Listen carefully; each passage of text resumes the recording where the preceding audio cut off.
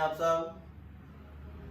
हम लोग spherical lens को अपने डिस्कशन में रखे हुए थे और लास्ट डिस्कशन में मैंने आपके साथ स्फेरिकल लेंस और उसके टाइप्स को डिस्कस किया था, साथ साथ लेंस फॉर्मूला भी आपको सिखाया था।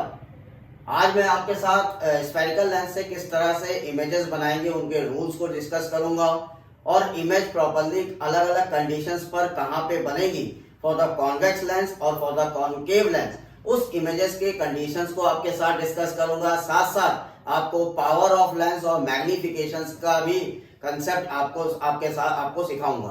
तो अपने बच्चों स्टार्ट करते हैं आज का नया topic, rules for obtaining the image by spherical lens.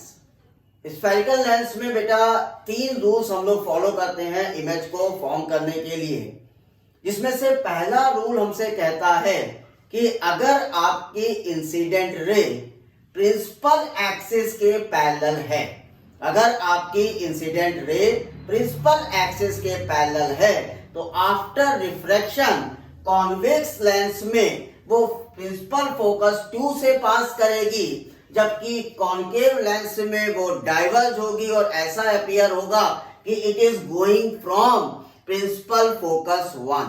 तो हमारा पहला रूल क्या कहता है हमसे, a ray light from the object parallel to the principal axis after reflection from convex lens passes through principal focus on other side of the lens।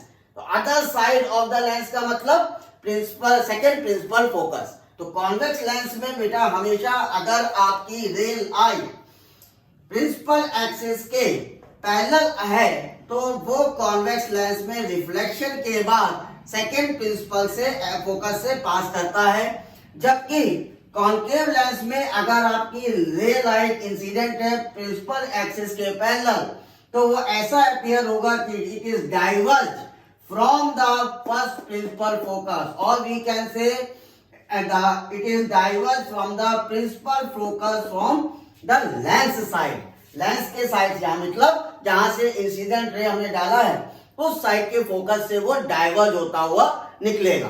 तो पहला हमारा केस यहां पर है कि अगर आपने इंसिडेंट लाइट प्रिंसिपल एक्सिस के पैरेलल दिया है, it always cross the focus after the refraction, वो हमेशा फोकस से पास करेगा रिफ्रैक्शन के बाद। अगर कॉन्वेक्स लेंस है तो सेकंड प्रिंसिपल फोकस से क्रॉस करेगा, और अगर कॉन्केव लेंस है तो फर्स्ट प्रिंसिपल फोकस से डाइवर्ज होता हुआ अपीयर होगा। ओके स्टूडेंट, आइए अब आते हैं सेकंड रूल पर। बच्चों दूसरा रूल हमसे क्या कहता है, दूसरा रूल हमसे कहता है कि अगर आपकी इंसिडेंट रे फोकस से पास करेगा तो आफ्टर रिफ्रैक्शन हमेशा वो parallel to the principal axis होगा। तो यहां देखिए मैंने डायग्राम में आपको दिखा रखा है कि अगर ये कॉन्वेक्स लेंस है और आपकी ray light focus first principal focus से पास करता है तो आफ्टर रिफ्लेक्शन आप देख रहे हैं your light become parallel to the principal axis, आपकी जो लाइट है वो प्रिंसिपल एक्सिस के पैरेलल हो जा रहा है। सिमिलरली यहाँ पे अगर आप देखिए तो इस जगह भी आप देख रहे हैं इंसिडेंट लाइट जब हमारा कॉन्केव लेंस से पड़ेगा तो after reflection it become parallel, और ऐसा लगेगा कि now it meet to the focus. ऐसा लग रहा है कि ये जो इंसिडेंट लाइट है वो कहां पर मीट कर रही है, फोकस पर मीट कर रही है। तो स्टेटमेंट क्या कहता है, a ray light from the object passing through the principal focus after reflection from convex lens will emerge parallel to the principal axis। तो कॉन्वेक्स लेंस के बाद वो इमर्ज होगा, रिफ्लेक्ट होगा parallel to the principal axis. और concave lens के लिए a ray light appearing to meet at the principal focus, जो रे लाइट है वो अपीयर होगा ऐसा कि मीट करेगा प्रिंसिपल फोकस पर, और after reflection it become parallel to the principal axis. तो सेकंड रूल हमसे क्या कह रहा है, अगर बेसिक सिंपल भाषा में बोले तो हम लोग कहेंगे अगर आपकी लाइट इंसिडेंट कर रही है लेंस पर तो हमेशा ये लाइट अगर फोकस से पास करेगी, इंसिडेंट लाइट फोकस से पास करेगी तो हमेशा पैरेलल हो जाएगा प्रिंसिपल एक्सिस के। कॉन्वेक्स लेंस में रियल फोकस से पास करता है, जबकि कॉन्वेक्स लेंस में अपीयर करता है टू मीट द फोकस 2, यानी प्रिंसिपल फोकस 2 पर ऐसा लगेगा कि वो मीट कर रहा है और आफ्टर रिफ्रैक्शन वो parallel to the principal axis move कर जाएगा। ओके स्टूडेंट्स, चलिए थर्ड रूल पर आते हैं। और थर्ड रूल हमसे कहता है कि अगर रे लाइट हमारा ऑप्टिकल सेंटर से पास करेगा तो वो रिफ्लेक्ट नहीं करेगा, ऑप्टिकल सेंटर से होता हुआ वो आपका पास कर जाएगा, रिफ्लेक्ट हो जाएगा। ओके, तो आते हैं थर्ड रूल पे, सीखते हैं कैसे थर्ड रूल हम लोग का आएगा। रूल 3 बच्चों हम लोग से क्या कहता है, रूल 3 हमसे कहता है कि अगर रे लाइट ऑप्टिकल सेंटर से पास करेगा तो वो ऑप्टिकल सेंटर से विदाउट डेविएशन इमर्ज कर जाएगा। तो आप यहाँ फिगर में देख रहे हैं, कॉन्वेक्स लेंस में अगर हमने रे लाइट ऑप्टिकल सेंटर पे डाला है तो आप देख रहे हैं ये लाइट स्ट्रेट ऑप्टिकल सेंटर से पास कर जा रहा है। सिमिलरली कॉन्केव लेंस में भी ऑप्टिकल सेंटर से लाइट स्ट्रेट पास कर जा रहा है विदाउट एनी डेविएशन। तो रूल 3 कहता है आपसे कि अगर ऑप्टिकल सेंटर से आपने लाइट को पास किया है तो कोई भी डेविएशन नहीं होगा, लाइट स्ट्रेट पास कर जाएगा आफ्टर रिफ्रैक्शन। तो बेटा 3 रूल हम लोगों ने सीखा इमेज फॉर्मेशन में। पहला रूल, अगर रे लाइट पैरेलल प्रिंसिपल एक्सिस है तो वो फोकस से पास करेगा। दूसरा रूल, अगर रे लाइट आपका फोकस से इंसिडेंट कर रहा है तो आफ्टर रिफ्रैक्शन पैरेलल हो जाएगा प्रिंसिपल एक्सिस के। और तीसरा रूल, अगर रे लाइट आपका ऑप्टिकल सेंटर से आ रहा है तो कोई भी डेविएशन नहीं होगा। तो हम लोग के लेंस के इमेज फॉर्मेशन में हम लोग ये 3 रूल बच्चों फॉलो करेंगे। चलिए आगे बढ़ते हैं, नेक्स्ट बात करते हैं image formation for convex lens as well as for concave lens. Okay, now students बात करते हैं कॉन्वेक्स लेंस और कॉन्केव लेंस से डिफरेंट टाइप की इमेजेस किस तरह से बनती हैं उसका तरीका सीखते हैं। तो पहले मैं आपके साथ कॉन्वेक्स लेंस को डिस्कस करने जा रहा हूं और हमारा टॉपिक वो है formation of different types of image by convex lens. किस तरह से डिफरेंट टाइप की इमेजेस हम कॉन्वेक्स लेंस से बनाएंगे बच्चों, उसके तरीकों को सीखते हैं। और जितने भी केसेस है वो सारे केसेस मैं आपके साथ डिस्कस करने जा रहा हूं और हर केस में मैं आपको बताऊंगा कि किस तरह से और इमेज कैसे बनेगा इन डिफरेंट केसेस। स्टार्ट करते हैं बच्चों, formation of different type of images by convex lens. जैसा कि आपने यहाँ पर देख रहे हैं कि मैंने डायग्राम बना रखा है और इस डायग्राम से देखें तो जो ऑब्जेक्ट है AB उसको मैंने ऑप्टिकल सेंटर और फर्स्ट फोकस के बीच में रखा है। इसका मतलब अगर आप ऑब्जेक्ट फर्स्ट फोकस और ऑप्टिकल सेंटर के बिटवीन रखोगे उस कंडीशन पर जो इमेज बनेगा वो इमेज आपके ऑब्जेक्ट के पीछे बनेगा। इसका मतलब बिहाइंड द ऑब्जेक्ट इमेज बनेगा। इमेज जो बनेगा ऑब्जेक्ट के पीछे बनेगा, बिहाइंड ऑब्जेक्ट बनेगा। साथ में आप देख रहे हो कि इमेज हमारा एनलार्ज है और मैग्नीफाइड है। इसका मतलब इमेज जो बनेगा वो ऑब्जेक्ट के साइज से बड़ा इमेज बनेगा जिसे हम लोग कहेंगे एनलार्ज इमेज और मैग्नीफाइड इमेज। साथ साथ आप इस फिगर में देख रहे हो जो इमेज बना है that image is virtual as well as erect image. तो अगर आपने ऑब्जेक्ट को कॉन्वेक्स लेंस के फोकस 1 और ऑप्टिकल सेंटर के बिटवीन या बीच में कहीं रखा है तो आप इसमें 3 पॉइंट देखोगे। पहला point, the image behind the object. Second point, image is virtual and erect. And third point, the size of image is large than size of object और we can say the image is enlarge और magnified image. तो पहला case बच्चों आपको समझ में आ गया होगा कि अगर हमने ऑब्जेक्ट को ऑप्टिकल सेंटर और फोकस 1 के बीच में रखा है तो इमेज क्या फॉर्म्ड होगा और इमेज के क्या कंडीशंस होंगी। चलिए आते हैं सेकंड केस पर। चलिए बच्चों केस 2। केस 2 में हम क्या देख रहे हैं, आप फिगर में ध्यान दीजिएगा। अगर हमने ऑब्जेक्ट को फोकस 1 पर रखा है, F1 पर, अगर हमने अपने ऑब्जेक्ट AB को F1 फर्स्ट फोकस पर रखा है तो उस समय आप ध्यान देंगे तो आपका जो इमेज है वो इमेज आपका इनफाइनाइट पे बनेगा। इमेज कहां बनेगा, इनफाइनाइट पे बनेगा।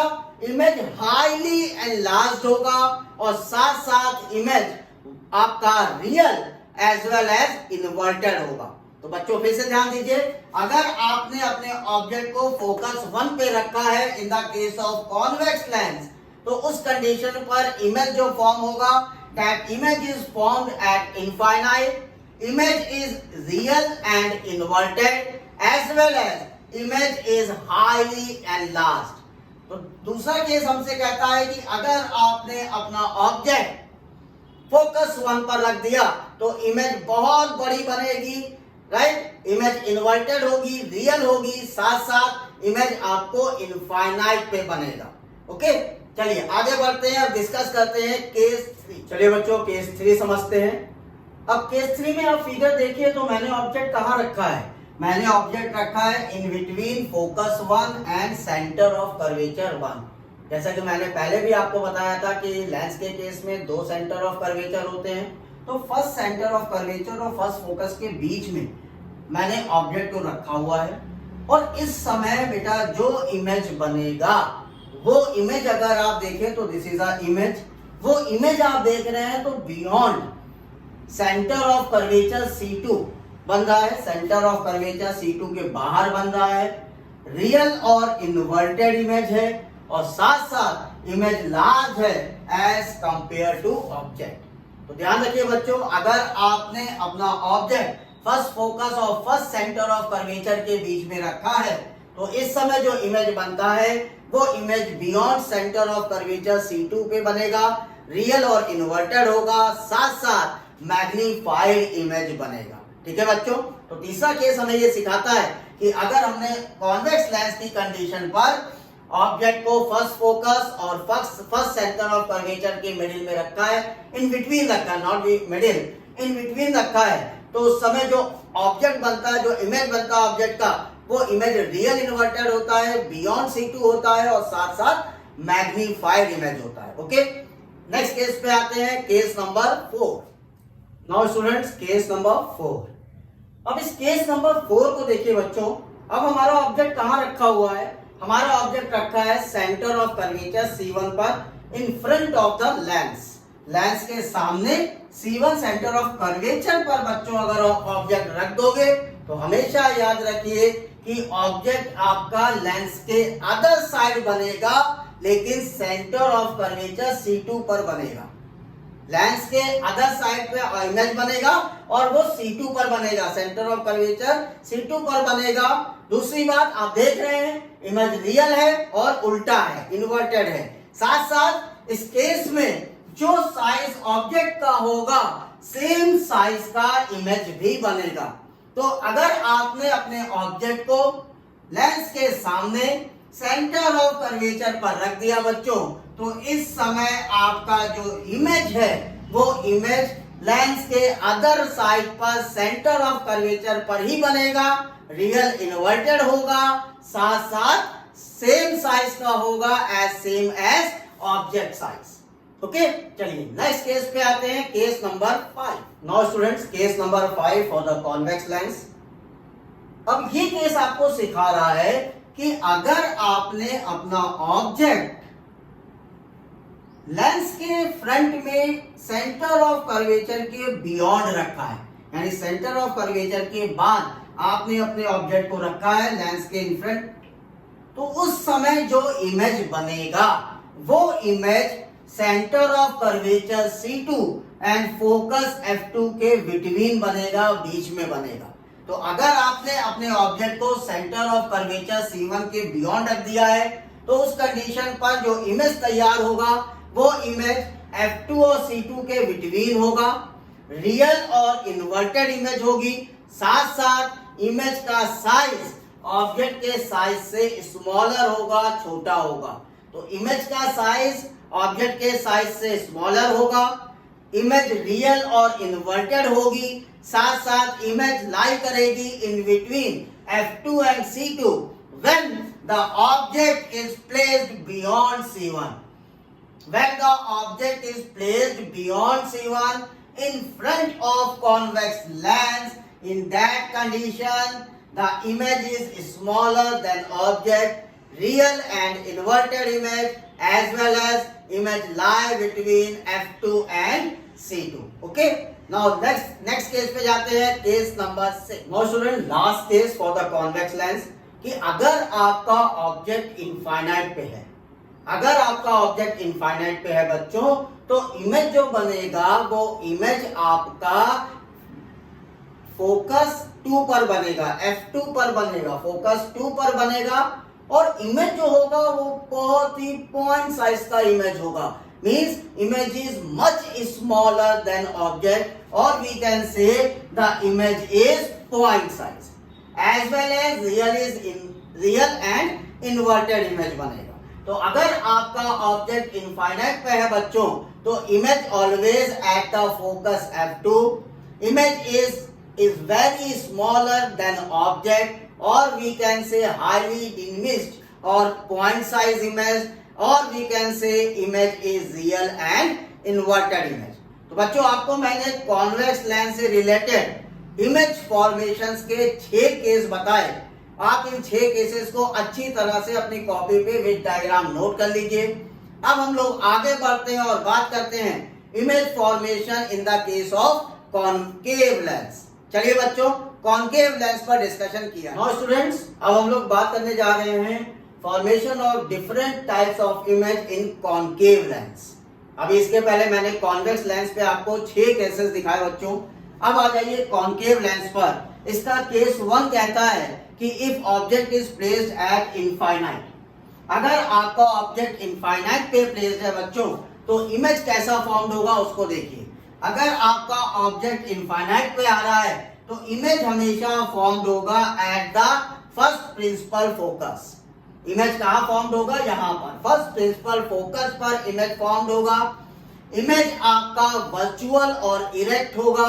साथ साथ इमेज का साइज ऑब्जेक्ट के साइज से बहुत ही ज्यादा स्मॉल होगा, छोटा होगा। इसीलिए हम लोग कहेंगे the image is point size image as compare to object. Object के कंपेयर में जो हमारा इमेज है वो पॉइंट साइज इमेज है। इमेज रियल, इमेज वर्चुअल और इरेक्ट है। साथ साथ इमेज कहाँ बनेगा बच्चों? इमेज बनेगा F1 यानी फर्स्ट प्रिंसिपल फोकस पर बनेगा। अगर हमने कॉनकेव लेंस पे इनफाइनाइट से आपके ऑब्जेक्ट को रखा है तो 3 पॉइंट यहाँ पर आए। Image at focus F1, image is virtual and erect, image is much smaller than object, और the image size is point size as compare to object. Okay, second case पे देखते हैं अब क्या होता है। Now students, case 2, concave lens में अगर आपने अपने ऑब्जेक्ट को ऑप्टिकल सेंटर और इनफाइनाइट के बीच में रखा हुआ है, अगर आपने अपने ऑब्जेक्ट को इनफाइनाइट और ऑप्टिकल सेंटर के बीच में रखा है बच्चों, तो जो इमेज फॉर्म्ड होगा वो इमेज फॉर्म होगा in between optical centre and first focus. Image कहाँ फॉर्म्ड होगा? आप देखिए, ये इमेज बनाया है, ये इमेज ऑप्टिकल सेंटर और फर्स्ट फोकस के बीच में बनेगा। इमेज हमारा वर्चुअल और इरेक्ट होगा, और साथ साथ इमेज स्मॉलर होगा then the size of object. Image हमारा वर्चुअल होगा, इरेक्ट होगा। वर्चुअल क्यों कहते हैं? क्योंकि ये डैश लाइन जहां भी बनाते हैं आप बच्चों, वो वर्चुअल लाइन होती है। तो वर्चुअल लाइन अगर है तो इसका मतलब इमेज वर्चुअल बना है, और सीधा खड़ा है तो इरेक्ट है। साइज स्मॉलर है as compare to size of object. साथ साथ इमेज बना कहां पर है? इमेज बना है in between object and first focus. तो कॉनकेव लेंस में बच्चों हम लोग 2 केसेस देखा अभी हम लोगों ने। अगर पहला केस था इमेज अगर आपका ऑब्जेक्ट इनफाइनाइट पे रखा है तो इमेज का साइज बहुत ही स्मॉल और ऑब्जेक्ट साइज होता है।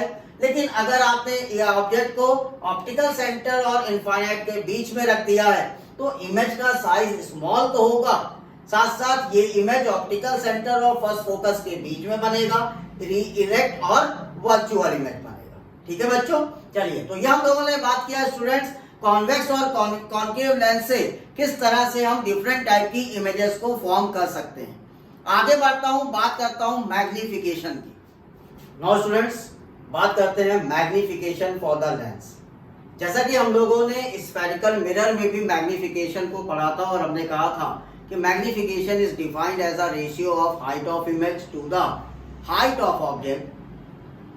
सो similarly in the case of lenses magnification concept is same. Magnification अगर हमको लेंस के लिए मैग्निफिकेशन को प्रोड्यूस करना है तो हम लोग मैग्निफिकेशन को डिफाइन करेंगे as a ratio of height of image to the height of object. यहां पर भी हमारा मैग्निफिकेशन का कंसेप्ट सेम है। So magnification is defined as a ratio of the height of image to the height of object and it is represented by letter small m।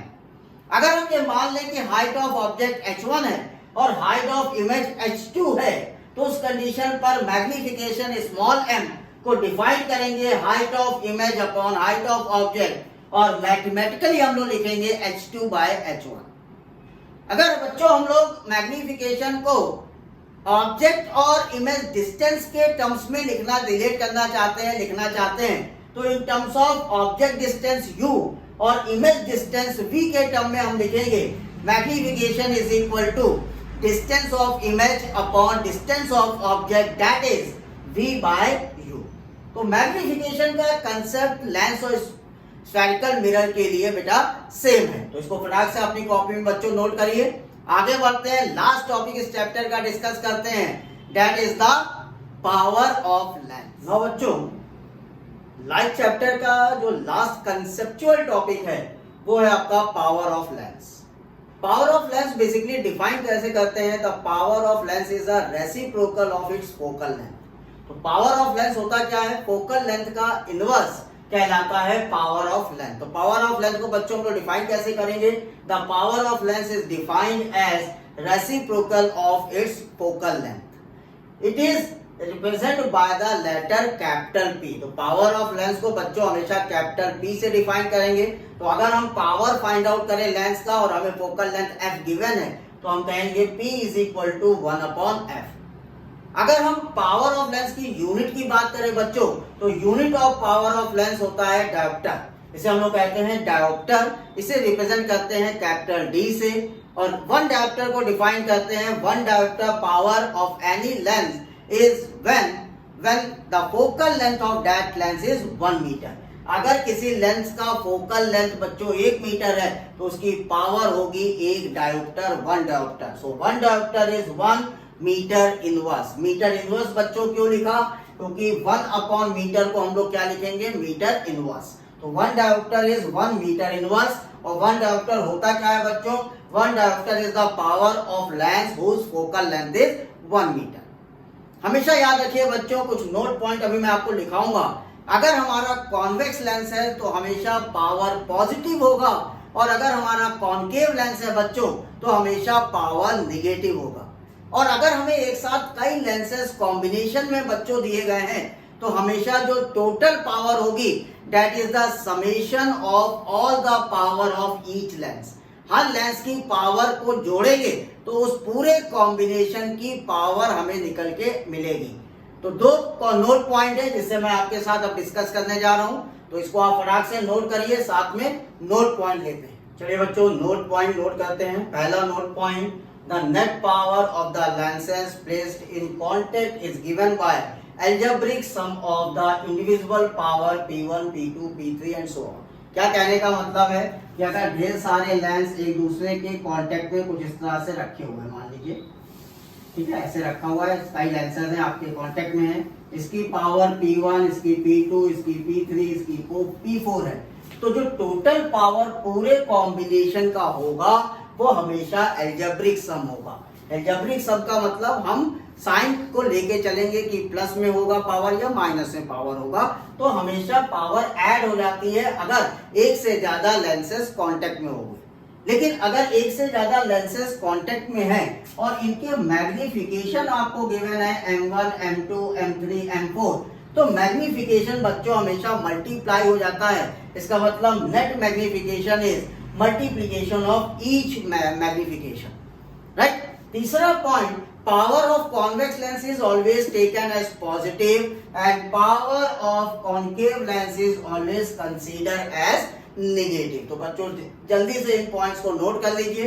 तो आज हम लोगों ने बहुत कुछ सीखा, किस तरह से कॉन्वेक्स और कॉनकेव लेंस की इमेज को फॉर्म करते हैं, साथ साथ पावर ऑफ लेंस क्या होता है, मैग्निफिकेशन क्या होता है। अपने नेक्स्ट वीडियो में मैं आपके साथ डिस्कस करूंगा sign convention of the spherical lenses, some basic points related with magnification, और साथ साथ एनसीईआरटी के इन-टेक्स्ट प्रॉब्लम्स को हम लोग अपने नेक्स्ट वीडियो में आपके साथ डिस्कस करेंगे।